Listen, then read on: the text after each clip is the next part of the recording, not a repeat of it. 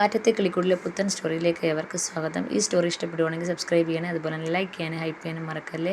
അങ്ങനെ നിധി സുഭാഷും കൂടെ വീട്ടിലേക്ക് വരികയാണ്. ആദ്യത്തെ ഇൻ്റർവ്യൂ തന്നെ നിധിക്ക് കിട്ടുമെന്നൊരു ഉറപ്പായി. പക്ഷേ ഇനി ഒരു ഇൻ്റർവ്യൂവും കൂടെ ഉണ്ട്. അപ്പോൾ സുഭാഷ് പറയാനാണ് ഇയാൾ ടെൻഷനൊന്നും അടിക്കേണ്ട, എന്തായാലും കിട്ടും എന്ന് അവർ രണ്ടുപേരും സംസാരിച്ച് വീട്ടിലേക്ക് വരികയാണ്. ഇതിൻ്റെ ഇടയ്ക്ക് സുഭാഷ് ചോദിക്കുന്നുണ്ട്, പ്രേമത്തെക്കുറിച്ച് നിധിയുടെ അഭിപ്രായം എന്താണ്? എനിക്ക് പ്രത്യേകിച്ച് അഭിപ്രായമൊന്നും ഇല്ലെന്ന് നിധി പറയുന്നുണ്ട്. അപ്പം സുഭാഷ് വിചാരിക്കുകയാണ്, ഇങ്ങനെ പറയുന്നിടത്ത് എങ്ങനെ എൻ്റെ ഇഷ്ടം പറയുന്നത്, ഒന്നും മിണ്ടാതിരിക്കുന്നതായിരിക്കും ഏറ്റവും നല്ലത്. പിന്നെ അവസരം വരുമ്പം ഇതിനെക്കുറിച്ച് പറയാമെന്ന് സുഭാഷും വിചാരിക്കുന്നുണ്ട്. ഈ സമയത്താണെങ്കിൽ നികേഷ് വീട്ടിലിരുന്ന് ഇങ്ങനെ അമ്മയുടെ ഫോട്ടോ നോക്കിക്കൊണ്ടിരിക്കുകയാണ്. അന്നാണെങ്കിൽ ആ പെട്ടിയിൽ നിന്ന് കിട്ടിയ ഫോട്ടോ നികേഷ് ഇങ്ങനെ നോക്കി ഇങ്ങനെ ഇരിക്കുകയാണ്. സങ്കടവും വരുന്നുണ്ട്, ദേഷ്യവും വരുന്നുണ്ട്. കാരണം ഈ കുടുംബം ഈ ഗതിയിലാക്കിയത് ഈ സ്ത്രീയാണെന്നാണ് പണ്ട് തൊട്ടേ എല്ലാവരും പറയുന്നതാണ് കേൾക്കുന്നത്. അപ്പം നികേഷിന് നല്ല സങ്കടമുണ്ട്. കാരണം തൻ്റെ അമ്മ തന്നെയാണല്ലോ ഇത്, ഇപ്പം എവിടെ ആയിരിക്കും, ജീവനോടെ ഉണ്ട് എന്നൊക്കെയുള്ള ഒരു ടെൻഷൻ നികേഷിനുണ്ട്. നികേഷിന് അത് ഓർത്ത് അത് നോക്കി ഇങ്ങനെ സങ്കടപ്പെട്ടിരിക്കുമ്പോഴാണ് നിധി വന്ന് കയറുന്നത്. നിധി വന്ന് നോക്കുമ്പോൾ നികേഷ് ഇങ്ങനെ സങ്കടത്തോടെ ഇരിക്കുകയാണ്. അപ്പോൾ നിധി വിളിക്കുകയാണ്, നികേഷേ എന്ന് വിളിക്കുകയാണ്. പെട്ടെന്നാണെങ്കിൽ നികേഷ് ആ ഫോട്ടോ എടുത്ത് മാറ്റാൻ ശ്രമിക്കുന്നുണ്ട്. അപ്പോൾ നിധി ചോദിക്കുന്നുണ്ട്, എന്താടാ നീ എന്നെ കണ്ടപ്പോൾ എടുത്ത് മാറ്റിയെന്ന് ചോദിക്കുകയാണ്. ഏയ് ഒന്നുമില്ല, എന്നെ കാണിക്കാൻ പറയുകയാണ്.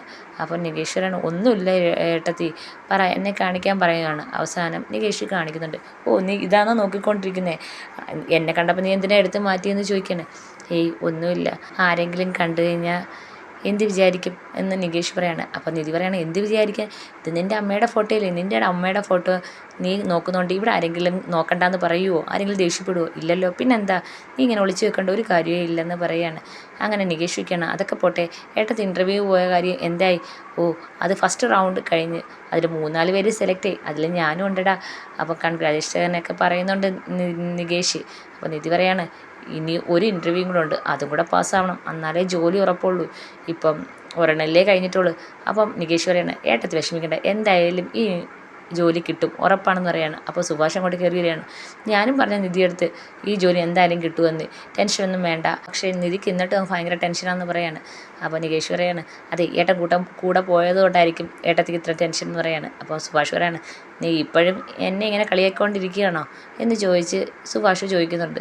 അപ്പോൾ നികേഷ് പറയാണ്, കളിയാക്കിയതല്ല, ഏട്ടൻ കൂടെ ചെന്ന് എന്തെങ്കിലും കുളമാക്കുമോ എന്നുള്ളൊരു പേടി ഏട്ടത്തിക്ക് കാണും, അതുകൊണ്ടാണ് പറഞ്ഞതെന്ന് പറയാണ്. അങ്ങനെ അതെല്ലാം കഴിഞ്ഞ് രാത്രിയായപ്പം എല്ലാവരും ഇങ്ങനെ ആലോചിക്കുകയാണ്. സുഭാഷ് പറയാണ്, അപ്പുറത്ത് നല്ല പാട്ടൊക്കെ കേൾക്കുന്നുണ്ട്, നാളെ കല്യാണം ഇല്ലയോ എന്ന് പറയാണ്. അപ്പോൾ നിധി പറയാണ്, 2 ദിവസം ഉണ്ട്, സുഭാഷ് ഏട്ടൻ ഭയങ്കര മൂഡ് ഔട്ടാണെന്ന് പറയാണ്.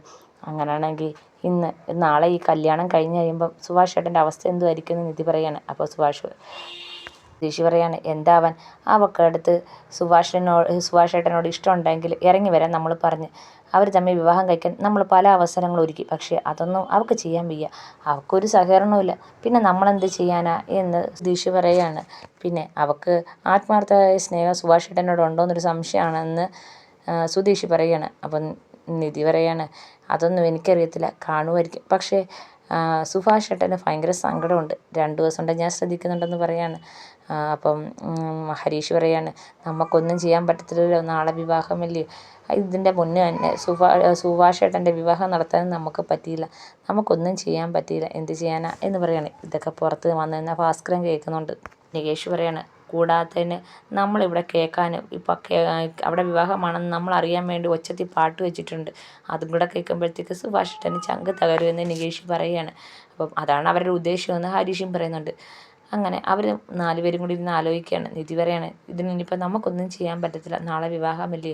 അപ്പം സുധീഷ് പറയാണ്, എന്ത് ചെയ്യാനാ, നമ്മൾ ചെയ്യേണ്ട എല്ലാം ചെയ്ത്, അതിൻ്റെ കൂടെ നിൽക്കാൻ അവൾക്ക് വയ്യ, പിന്നെ ഇനി എന്ത് ചെയ്യാനാ, കരഞ്ഞോണ്ട് അവിടെ ഇരിക്കട്ടെ, അല്ല എന്ത് ചെയ്യാനാ, സുഭാഷ് ഏട്ടൻ്റെ വിഷമം 2 ദിവസം കഴിയുമ്പോൾ അങ്ങ് മാറിക്കോളും, അപ്പം നാളെ ഒരു ദിവസം എങ്ങനെ കഴിഞ്ഞു കൂടും എന്ന് നിധി പറയാണ്. അത് നമ്മളെല്ലാം കൂടെ സപ്പോർട്ട് ചെയ്ത് തന്നെ നിൽക്കണം, നമ്മളാരും നാളെ ഇങ്ങോട്ടും പോകണ്ട, ആരും ജോലിക്കാൻ പോകണ്ട, നീ പഠിക്കാനും പോകണ്ട, നമ്മൾ സുഭാഷ് ഏട്ടൻ്റെ കൂടെ തന്നെ ഉണ്ട്. അപ്പോൾ സുഭാഷ് ഏട്ടൻ്റെ ഒരു ധൈര്യം കിട്ടും, നമ്മളെല്ലാവരും ഉണ്ടെങ്കിൽ സുഭാഷ് ഏട്ടൻ മറ്റുള്ള കാര്യങ്ങളെല്ലാം മറക്കും, വേറൊന്നും ചിന്തിക്കാനോ ഓർക്കാനോ അവസരം നമ്മൾ കൊടുക്കത്തില്ല എന്ന് ഹരീഷ് പറയണം. അങ്ങനെ അവരെല്ലാവരും കൂടെ ഒരുമിച്ചൊരു തീരുമാനം എടുക്കണം, നാളെ എല്ലാവരും സുഭാഷ് ഏട്ടൻ്റെ കൂടെ തന്നെ ഉണ്ട്. കാരണം ഈ ഒരു വിഷമം സുഭാഷ് ഏട്ടൻ്റെ മനസ്സിൽ ഉണ്ടാവാതിരിക്കാൻ ആലോചിക്കാൻ കൂടുതൽ സമയം കൊടുക്കുക എന്നൊക്കെ ഒരു ഉറച്ച തീരുമാനം അവരെല്ലാവരും കൂടെ എടുക്കുവാണ്. ഇതെല്ലാം പുറത്ത് നിന്ന് നമ്മുടെ ഭാസ്കരൻ കേൾക്കുന്നുണ്ട്. അങ്ങനെ നാളെ നമ്മുടെ സുനന്ദയുടെ വിവാഹമാണ്.